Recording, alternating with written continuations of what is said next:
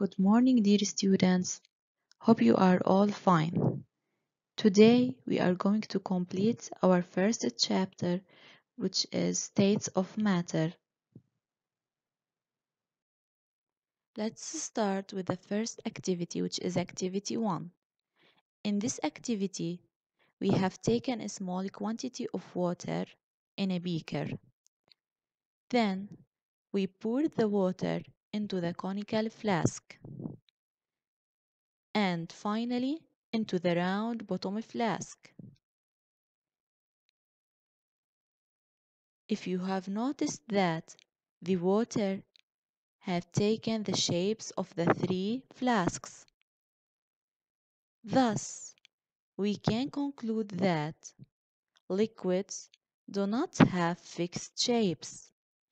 Their shapes depend on the container they are presented in. So the first property of a liquid is that liquid has indefinite shape. Its shape depends on the container it is presented in. Let's move to activity 2. In this activity, we are going to make an experiment in order to show that liquids have a definite volume. We have explained the meaning of a definite volume or of volume. The term volume means the space occupied by an object. In this example, we take some water in the beaker and mark the level of it.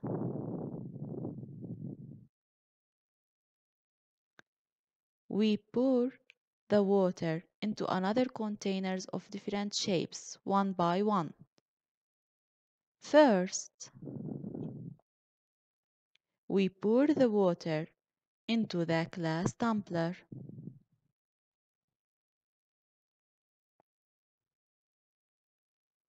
We will find that the water takes the shape of the glass tumbler. Then we pour the water into the conical flask. The water also takes the shape of the conical flask.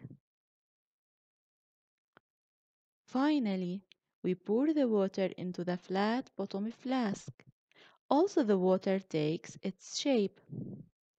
We conclude the first conclusion is that water has no definite shape. Its shape depends on the shape of the container. So this is the first conclusion.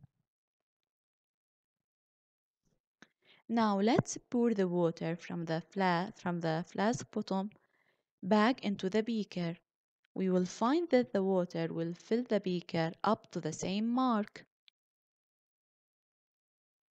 This means that the volume of water does not change despite the change of the shape of the container.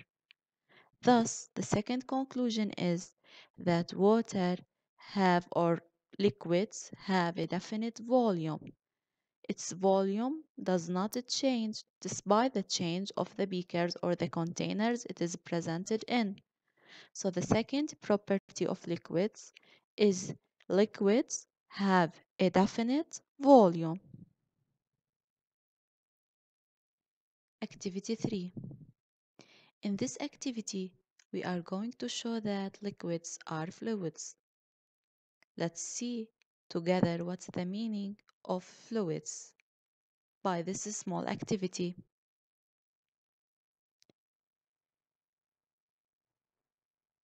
Let's pour water from the cup on the table and drop a book.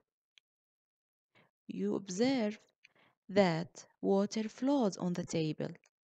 Thus, liquids are fluids, while the book doesn't flow.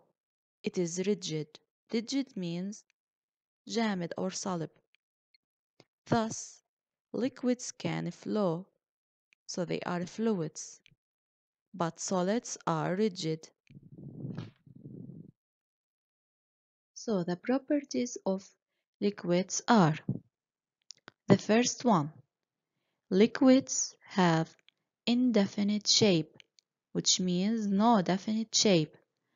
They take the shape of the container they are presented in. Property number 2. Liquids have definite volume. Their volume is definite, does not change. Property number 3. Liquids are fluids. They can flow, as you see in the picture. Property number 4. Liquids cannot be held by fingers. Also, in this picture, you see that liquids cannot be held by fingers or by the hand. So, as a conclusion, liquids have 4 properties, okay, which are indefinite shape, definite volume, they are fluids, and cannot be held by fingers. Till here, we reach the end of our session for today. Thank you for listening. Have a nice day.